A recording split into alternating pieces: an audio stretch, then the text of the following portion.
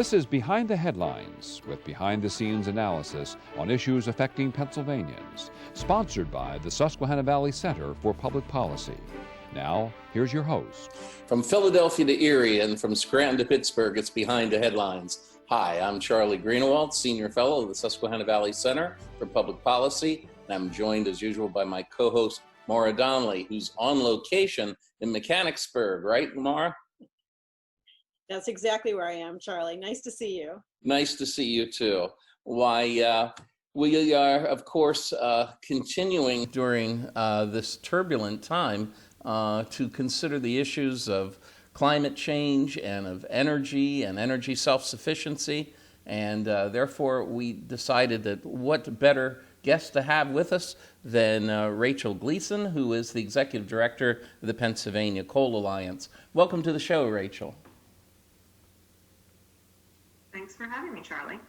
You're very, very welcome. Could you give our viewers just a snapshot, please, of your organization, the Pennsylvania Coal Alliance, and a little bit about you, so we come up to speed?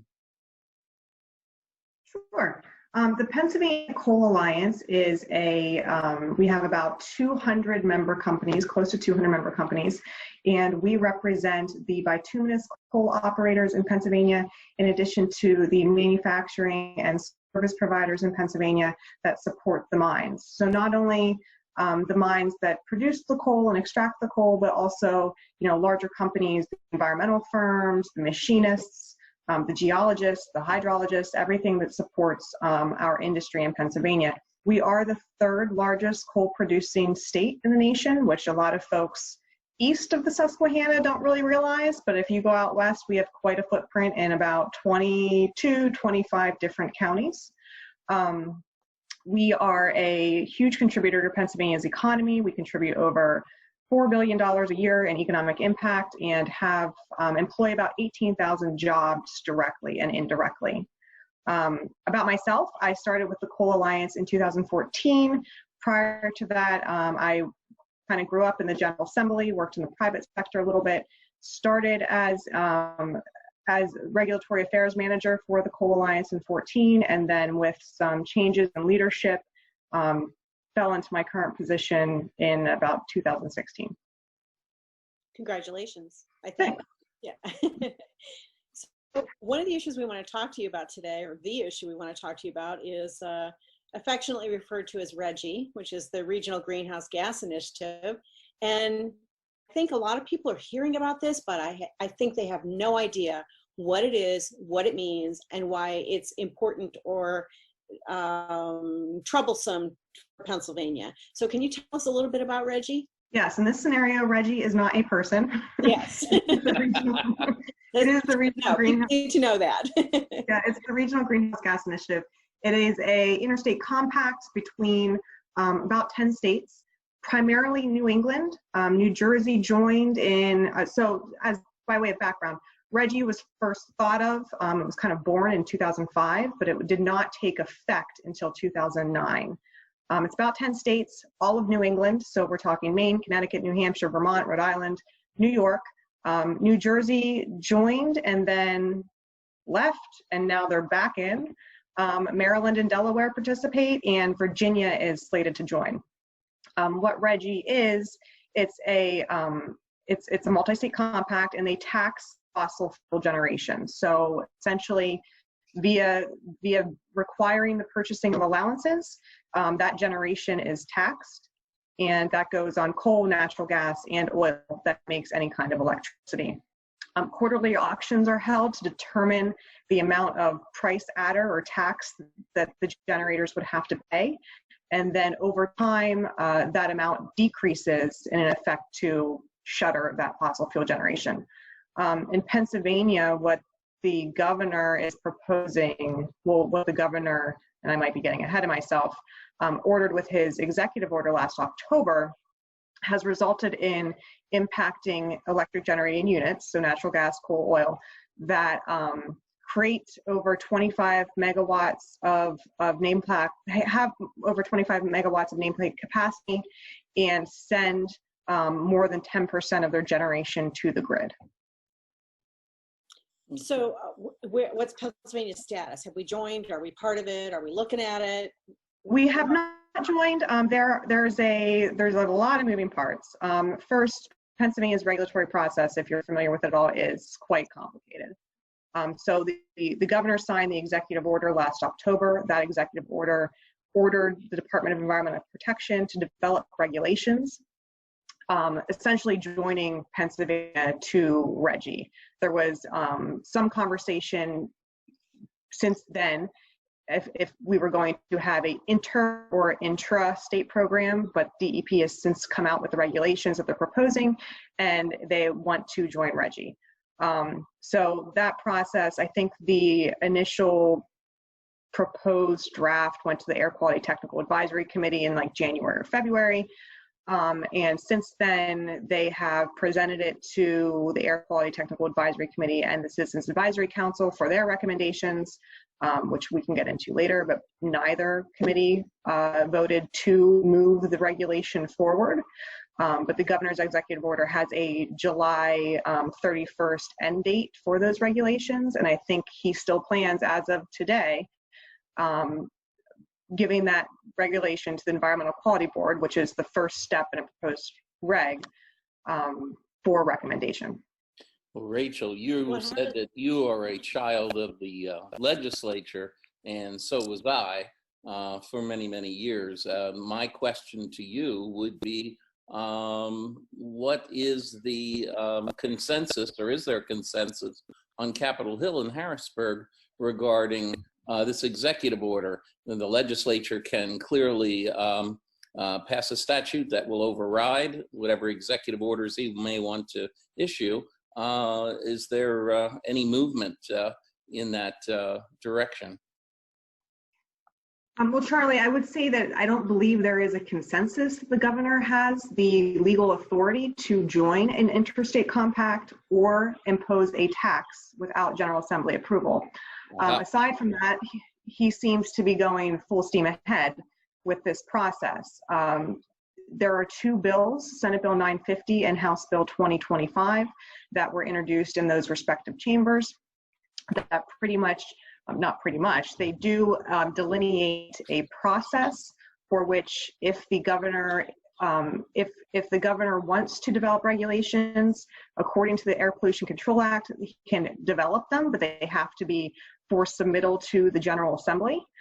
Those two bills address a process in which, if it comes to that point, a process for public hearings, public comments, involvement, identifying generators that will no longer be able to operate because it won't be economical, a more of a public process that during this COVID pandemic especially, we have not been able to have.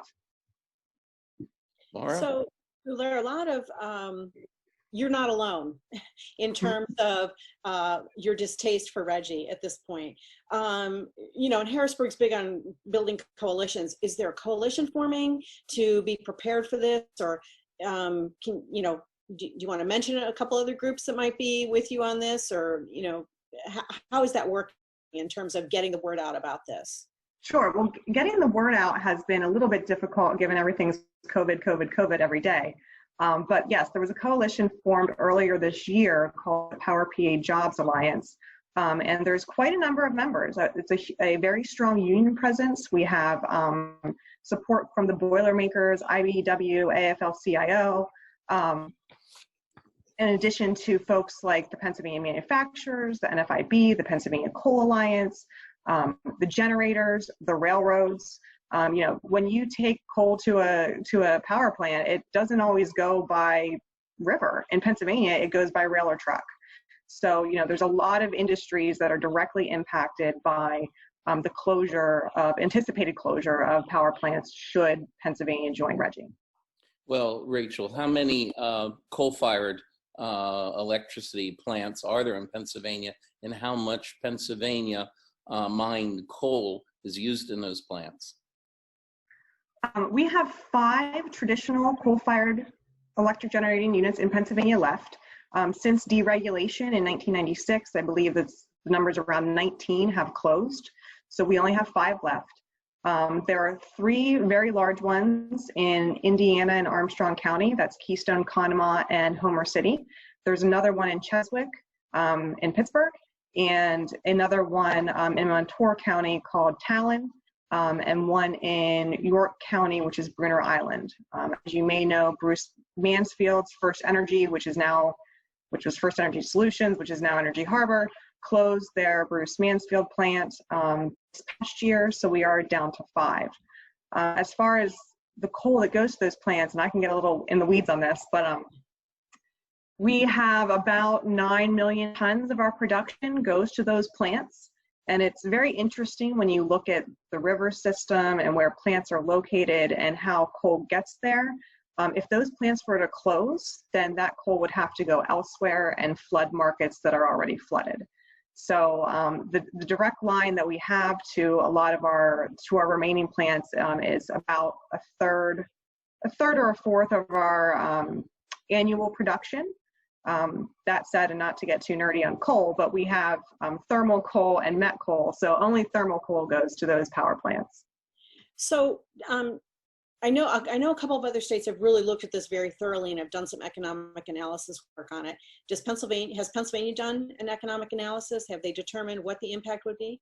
No, the governor in his executive order asked for a robust public outreach. And part of the regulatory process, there's supposed to be an economic analysis. That has not been done. So, part of RGGI, it creates revenues from taxing the generation.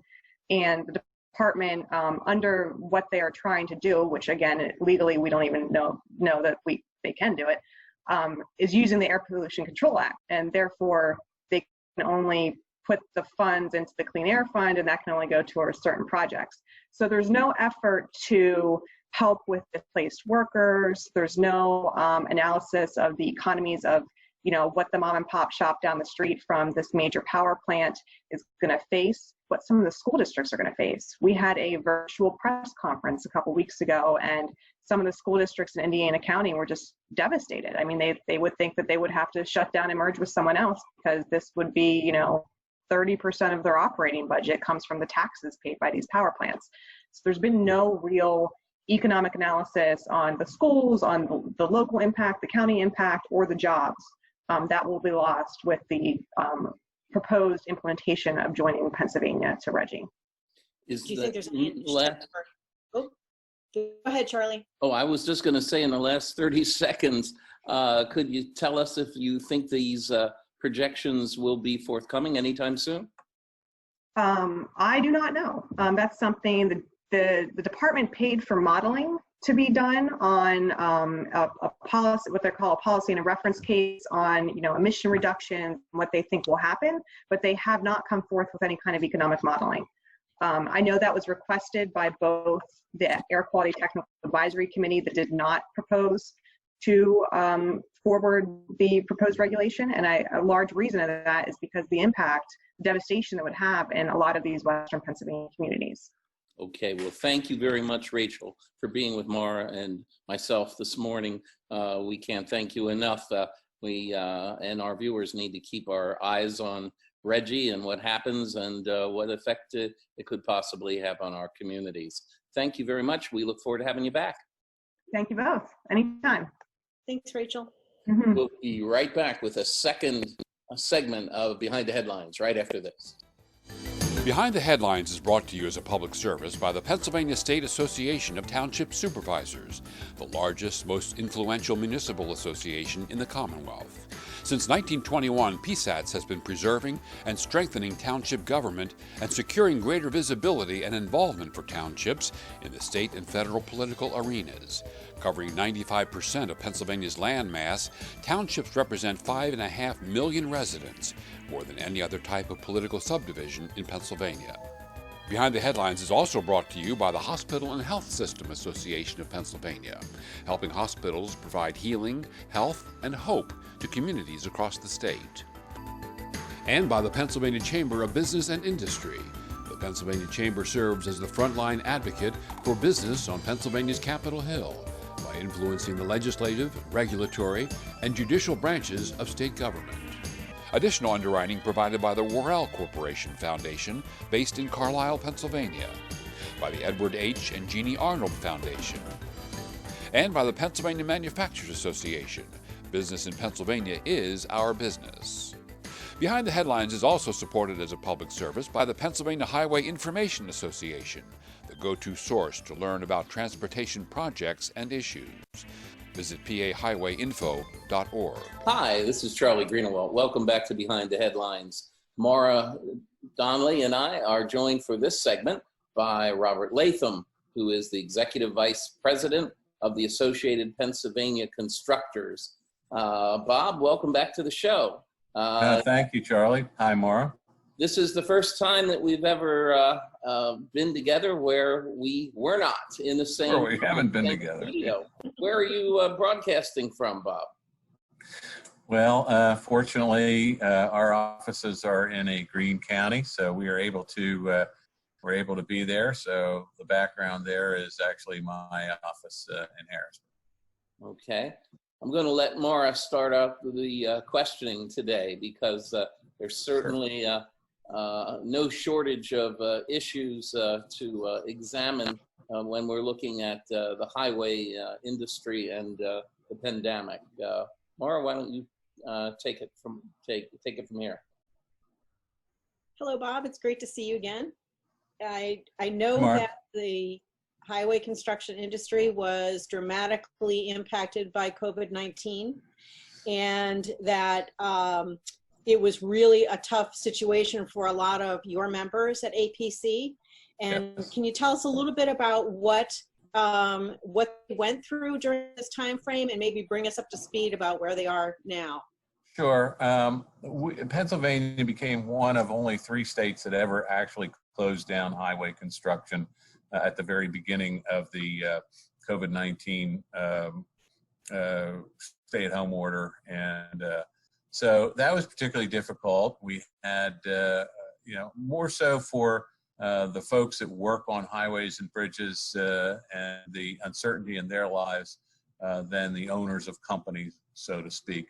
One thing I will say is that we had an immediate partnership with PennDOT and the Pennsylvania Turnpike Commission engineering staffs. We worked through a significant and very inclusive procedure preparing for restart and preparing our projects for restart so that they could be safe in the new COVID environment. And after 6 weeks, the slow rollout, we were all back to start up on May the 1st. So I think the industry is fully back to work. We're working through things. One of the things I think that's important to understand is that contractors have a solid commitment to safety. More so than safety is the paramount issue on our jobs. That's why we've been on here many, many times talking about work zone safety and slowing motorists through work zones. And that goes to the COVID issue as well. And we have a very extensive safety process there.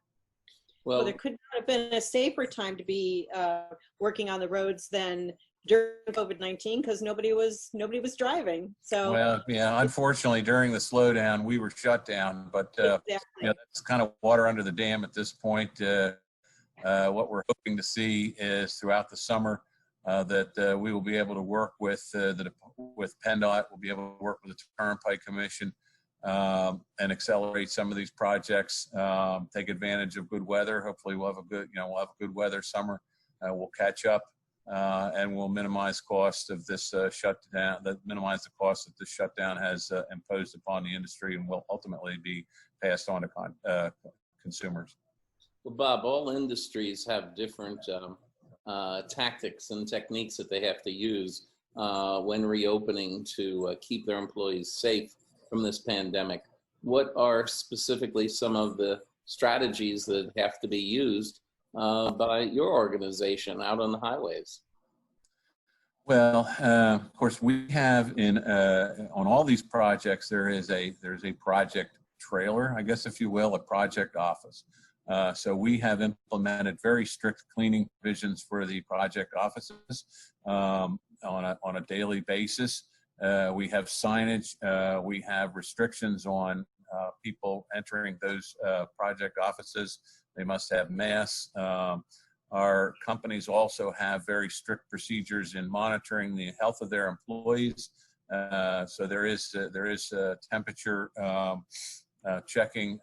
There is, again, a whole procedure if an employee tests positive or is sick, and how that is handled. Out on the job sites, when we engage in social distancing. I mean, one of the things we do have going for us is, we're outside. Part the operations are far away, or you have an individual, a woman or a gentleman operating a piece of equipment in a cab, usually by themselves. So there's isolation there. We have procedures for close-in operations, like a bridge structure construction, where you kind of have to get in there with one another, but that involves masks, face shields, and things like that of that nature. So it has been very extensive. But contractors are used to overcoming things, and we got back to it very quickly. Well, I'm going to confess that I may have snuck out of my Yellow County and paid turnpike tolls to support the industry while we were yellow. Thank you. But I'm not sure our viewers really understand the financial impact that the pandemic had on funding of construction and just funding in general. So do you want to tell us a little bit about that? Sure. I mean, what we've seen on, of course, highways through agencies like PennDOT are funded primarily through the fuels tax, registration fees, and that sort of thing. So we've seen about $150 million, $160 million drop in funding for PennDOT for April and May. We're hoping to see a rebound here as a result of people driving.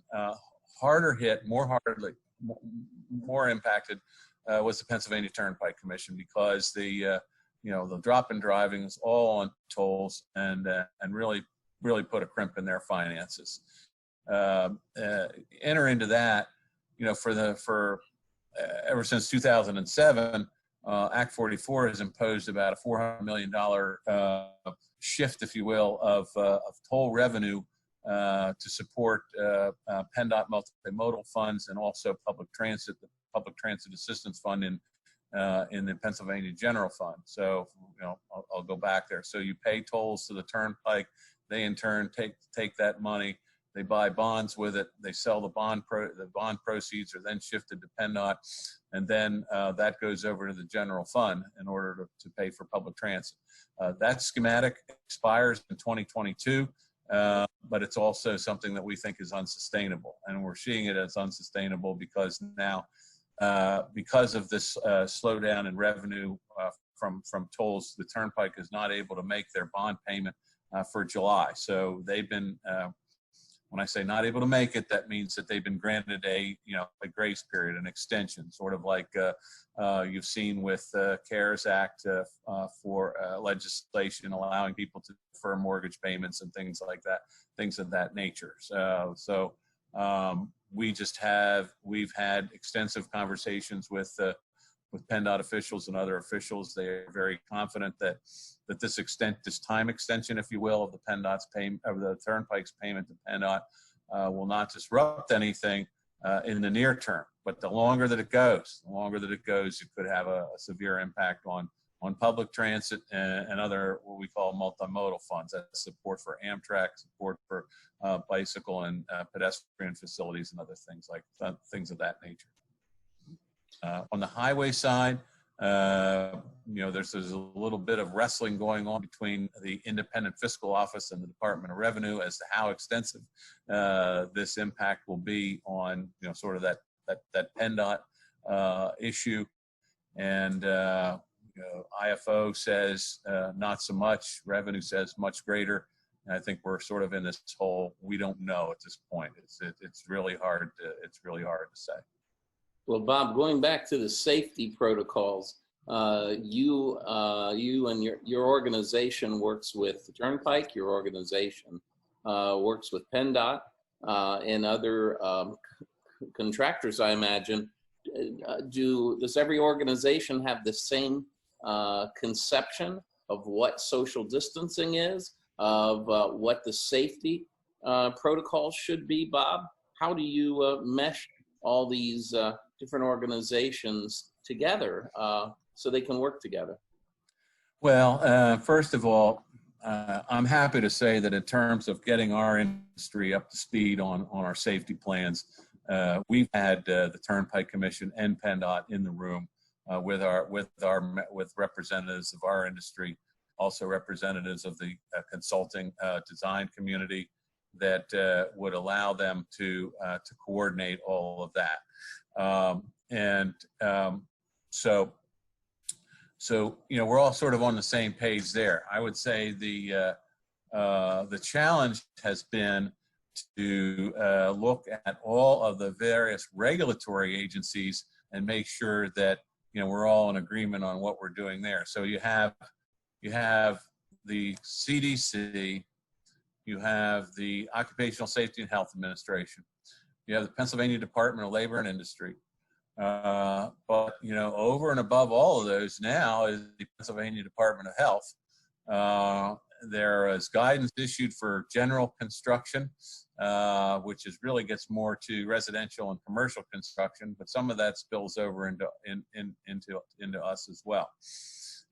What we've done is we've really focused in on the Pennsylvania Department of Health guidelines and the CDC. I think everybody at the Department of Transportation and the Turnpike Commission agrees with that approach. So we've been able to navigate those waters, so to speak, Charlie. And it wasn't easy. Took a lot. There were a lot of these Zoom meetings that went on until into the wee hours of the night, or at least into 7, 8 o'clock at night. And I gotta really take our hat off to our public officials, particularly at PennDOT and the Turnpike Commission. They worked very long and hard and worked hand in hand with us to try to put this back together again. And I got to give them credit. We're working in a very good partnership with them, and those two agencies are to be commended. Well, Bob, this is the same thing that happens to Maura and I all the time. We're out of time. We need you to come back and give us an update soon, but we did want to check in with you during the course of this pandemic and see how highway construction was being dealt with. We thank you very much for joining us. I appreciate it very much, and hopefully we'll have some good financial news later on. All right, and we hope you'll be with us again next week for another episode of Behind the Headlines. See you then.